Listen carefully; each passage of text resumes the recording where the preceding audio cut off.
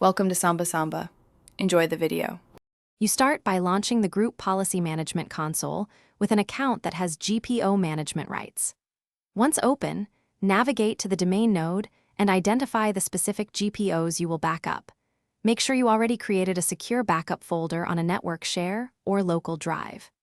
Next, confirm replication status and which domain controllers are authoritative so you know which GPO versions you'll capture. Now that prerequisites are confirmed, select the first GPO to export and proceed to the backup command. With the GPO selected, right-click and choose Backup, then provide a concise comment so you know why and when the snapshot was taken.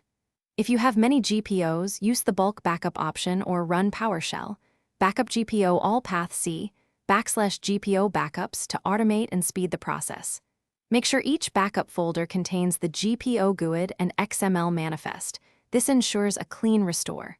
Once done, confirm file timestamps and sizes and repeat until every targeted GPO is captured. After backing up, validate your results by performing a test restore to a lab or non-production organizational unit. This confirms integrity and settings mapping.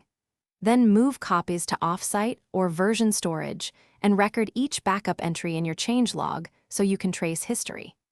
If you encounter restore errors, make sure you have sufficient permissions and that sysvol is replicating correctly. Run dcdiag and repadmin to identify replication or AD issues. One key troubleshooting tip: fix replication first, then retry the restore. Thanks for watching. Consider subscribing if we helped you.